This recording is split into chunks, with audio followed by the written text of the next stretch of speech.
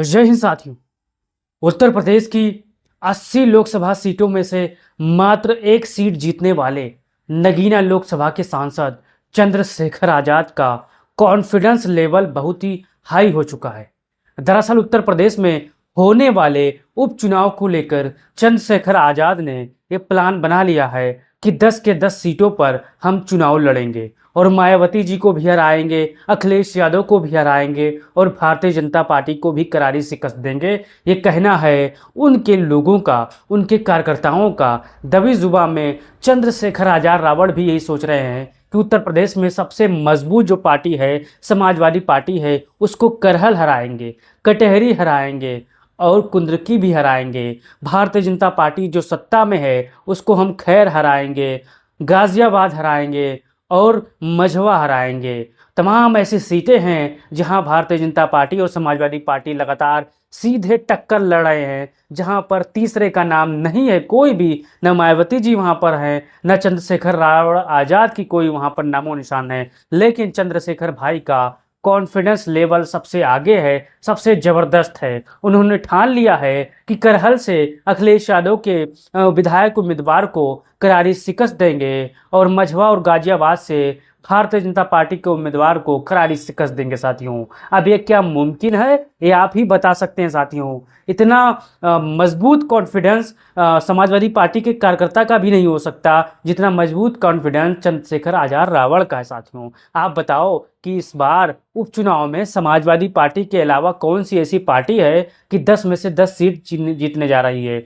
अब एएसपी यानी आजाद समाज पार्टी के प्रमुख का मानना है कि हम इन 10 सीटों पर चुनाव लड़ेंगे और 10 से 10 सीट जीत कर आएंगे। आप इस बात को सुनकर हंसने लगेंगे। मैं आपको एक चीज बताता हूं साथियों, जो पार्टियां होती हैं बेसिक चुनाव लड़ने के लिए होती हैं।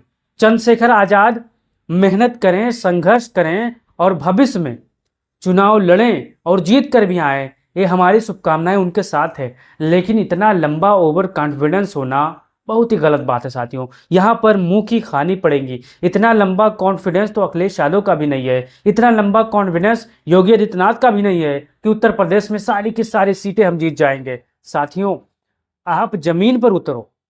भारतीय जनता पार्टी जमीन पर काम कर रही है, समाजवादी पार्टी जमीन पर काम कर रही है और चंद्रशेखर आजाद के लोग सोशल मीडिया पर काम कर रहे हैं।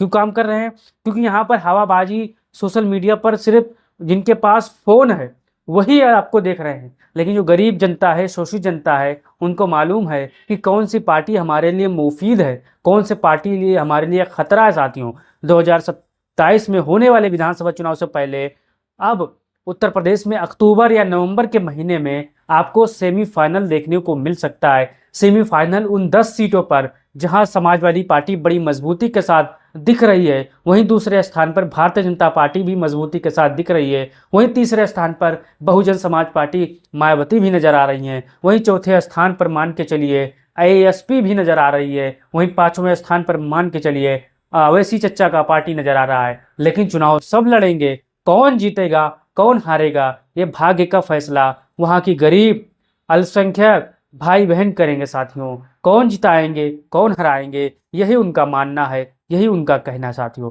आप बताइए चंद्रशेखर जो का आजाद का जो कॉन्फिडेंस है वो कितना सही है? कितने सीट समाजवादी पार्टी को ये हरा सकते हैं? कितनी सीट पर ये समाजवादी पार्टी को उनका वोट काट सकते हैं? ये आप कमेंट बॉक्स में बताइए। कितने सीट भारतीय जनता पार्टी का ये नुकसान कर सकते हैं ये भी बताइए साथियों। और कितने सीट पर चंद्रशेखर रावण का विधायक उम्मीदवार जीत सकता है या जमानत जब्त होने के आसार भी नजर आ रहे हैं। साथियों, सीधा सीधा आपको नजर आएगा, सीधा सीधा हमारी राजनीतिक जो दृष्टि है, जो राजनीतिक देखने सुनने की क्षमता है, वो कह रही है कि उपचुनाव में सिवाय समाजवादी पार्टी और भाजपा के अलावा कोई पार्टी का खाता भी नहीं खुलेगा। साथियों, ये जो सच है वो हकीकत है, हकीकत ही सच है। आप इस वीडियो को फैलाइएगा और अपनी राय दीजिएगा और बताइएगा कि उपचुनाव में समाजवादी पार्टी कितनी सीट जीतेगी, भारतीय जनता पार्टी कितनी सीट हारेगी और एएसपी चंद्रशेखर रावण आजाद कितने सीट पर चुनाव जीतेंगे और कितनी लाखों वोटों से चुनाव जीतेंगे।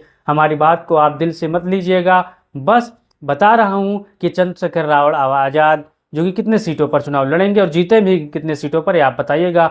वीडियो को अपने भाई तो भेजिएगा। जय हिंद, जय भारत, जय समाज।